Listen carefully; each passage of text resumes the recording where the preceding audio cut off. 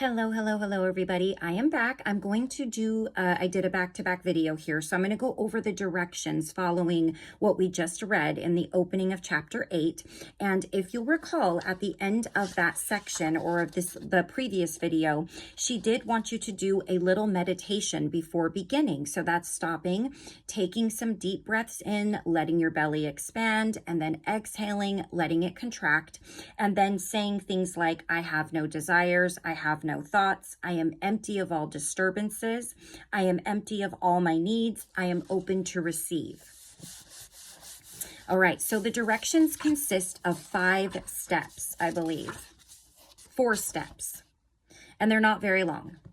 I recommend that you do this work alone or only with people you trust. Set up an atmosphere that has as little distraction as possible, excuse me, and choose a time when you will not be disturbed so that you can stay focused. Concentrate on casting this wheel because it will be the basis for future readings. Remember, once you cast your wheel, you don't change it every time you refer to it. It stays as it is.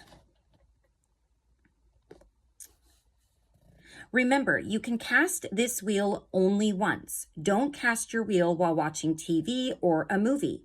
You're the only movie you want to be watching when working with this tool. There are 4 steps to casting your archetypal wheel. Although an empty drawing of the wheel has been provided for you to fill in, you may want to trace or copy it into your journal so that you can reuse the empty wheel for other readings later on. And then it says, see figure 5 on page 210. So I'll go back and show that to you one more time in case you want a little example.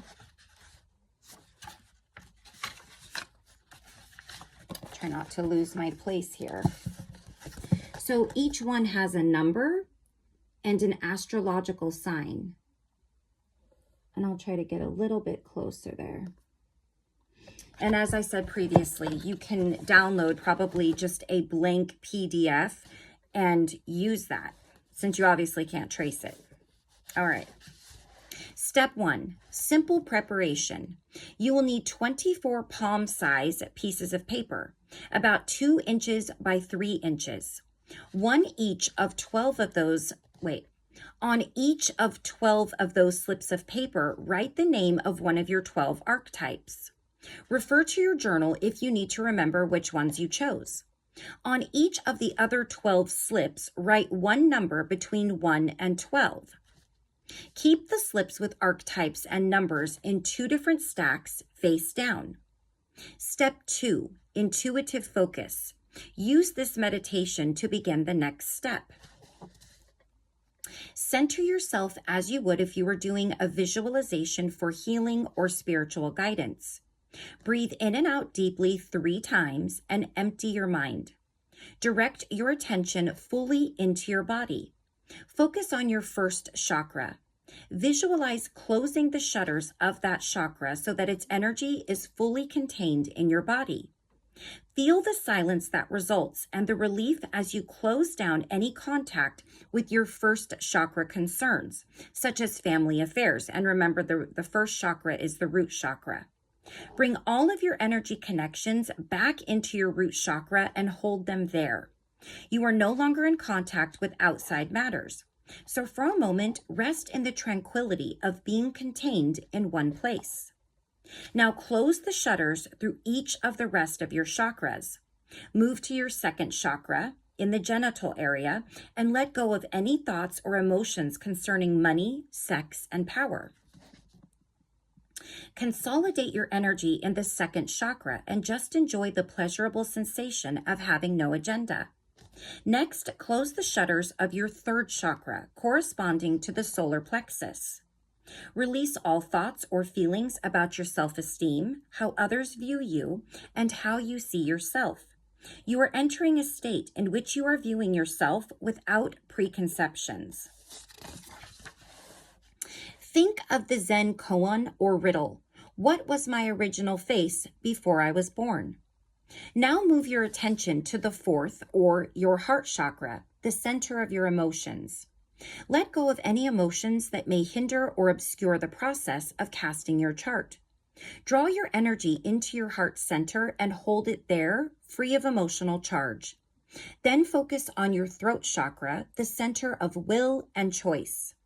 You can release all concerns about making conscious choices, secure in the knowledge that your intuition, the divine within, will be selecting your archetypes for you.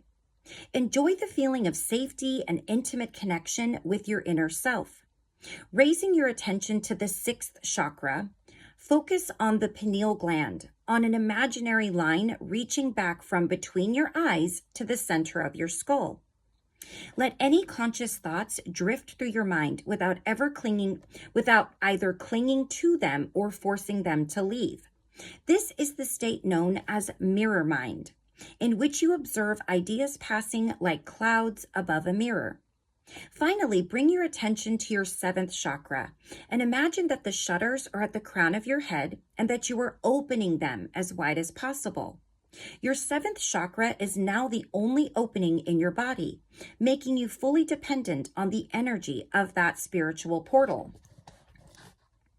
In this state of mind and spirit, shuffle the stack of numbers and place them back on the table face down. Then shuffle the stack of archetypes, asking this question: in which houses do these archetypes best serve me? Your intention attracts energy and creates a magnetic circuit that will direct the archetypes to their appropriate houses as you work with them in step 3, reflecting the body of your contract. And now we go on to step 3, intuitive choice. Picture yourself as a hollow reed transmitting energy. Keeping the cards face down, choose a number card and an archetype. The numbers correspond to the house in which that archetype should go. Write the name of that archetype into the numbered house on your wheel.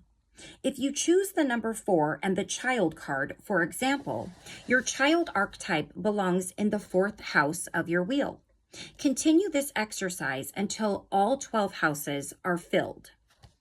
And step 4, the partnerships of archetypes and their houses. Once you have paired the archetypes with their houses, you have generated a unique energy field. As you look at the completed wheel and its lineup of your 12 archetypal companions, visualize yourself at the center of this wheel, surrounded by these energy figures. Imagine that you are seeing into the symbolic hologram of your unconscious. And if you recall earlier, she said that when she was learning this, she was told to imagine that she was in the center of a big clock. If that helps you, if you're good with visualization. In this step, you will animate the ley lines between archetypes, houses, events, relationships, attitudes, memories, fears, triumphs, love, acts of grace, all the details within the orbit of your life. You'll do this by answering a number of questions that appear in the next section, and we'll do that one separately. This process of animation is like laying the electrical wiring in a house, putting in sockets and circuit breakers. After you have laid enough psychic wires, the lights go on and you will begin to see clearly into all parts of your life, some of which you have forgotten, some of which have been dark or mysterious. To start exploring the meaning of each archetype to house partnership, list any immediate associations and thoughts that occur to you. You may feel some resistance to some of the partnerships, but please don't suppress any thoughts that come to you. You are learning a new language and a multidimensional method of perceiving your life, and it may feel awkward at first. For instance, say you matched the saboteur at your 7th house. You might write, my saboteur archetype is in the house of marriage and relationships. This means that the fear that caused me to engage in self-sabotage generally have more to do with my relationships than my professional life. I don't tend to sabotage myself in business dealings because I have a strong sense of self-esteem in that realm. Yet my fear of rejection leads me to react badly to commitment in my relationships. As you practice symbolic sight, it will become second nature to you. How you might interpret the victim archetype in the same house of relationships. When dealing with the victim, you want to think of how its energy reveals itself in the hurdles, potential opportunities, and personal characteristics that occur in all of your relationships. your family, spouse, business partner, children, and friends. How can you transform the victim within in order to have a healthier relationship? The idea of relationship also refers to how you relate to your own self, to nature, and to all life, including animals. Begin with your earliest memories and look for lifelong patterns. Don't just look at your present relationships. As you trace the victim or any other seventh house archetype through all your relationships, you need to look for all the positive as well as challenging contributions that it has made.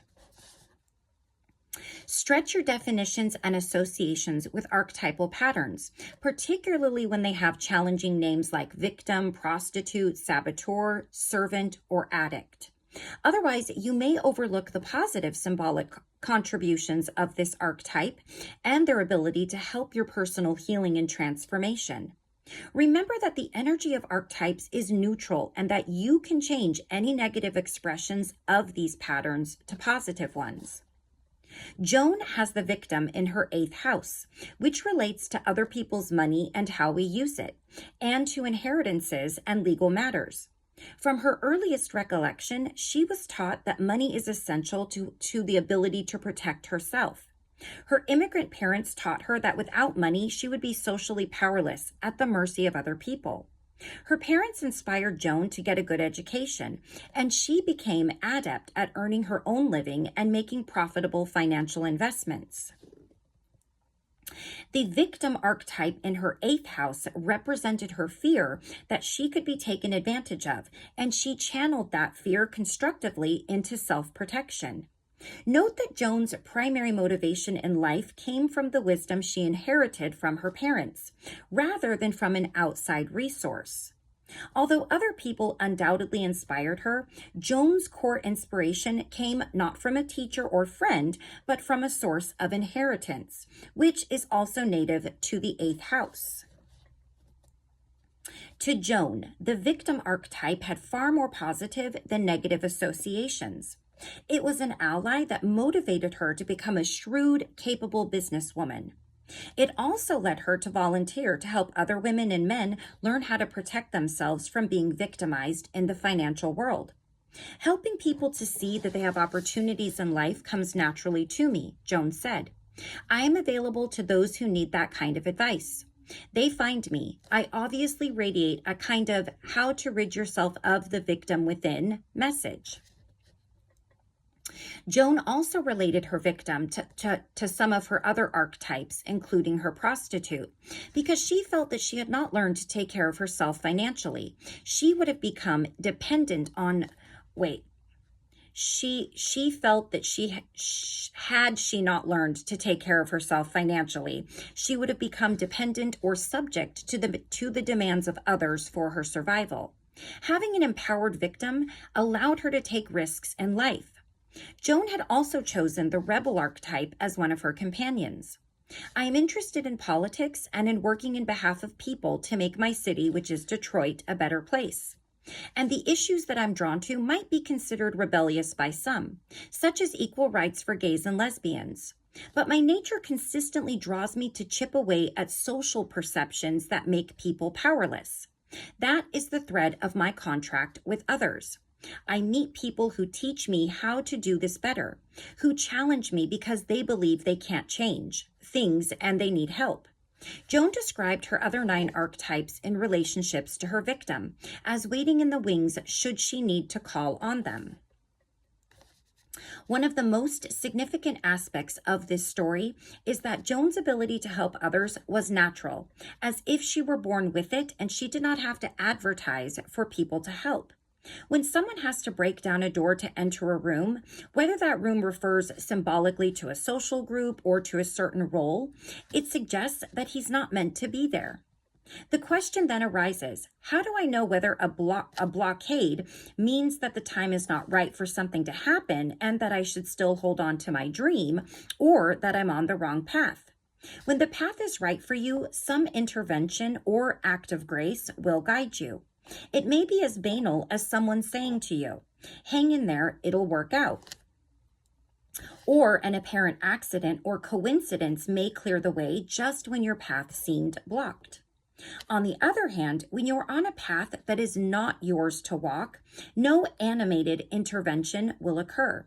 That is, a person might say, hang in there, but these words will lack the kind of electricity that gives you hope and strength. Remaining on the path will eventually become energetically expensive because nothing will empower you. Your archetypes are generally visible in every stage of your life. Joan, for instance, could see how the victim had animated her from her childhood, not just at that moment. Even if you see an immediate connection between an archetype and its house, take the time to look back into your history for past experiences that reflect the pattern. Reuben, for instance, had the Samaritan archetype in his 10th house, which rules one's highest potential. I enjoy doing what I can for others, he said, but I also know what it feels like to need help, to hope that a good Samaritan is out there who will come my way. I needed that when I was a teenager. We had some rough times at home, and believe me, it's hard to need, much less take a handout. Good Samaritans don't want anything in return. The genuine ones give, and you never feel humiliated by needing them, or beholden to them, or that you owe them back. Your archetypes are a mirror of yourself. The more you learn about the nature of an archetype, the more you will learn about yourself. If, for example, Reuben were to read the scriptural story of the Good Samaritan, which is one of the prototypes of this archetype in the Western world, he would discover additional dynamics in his dealing with others.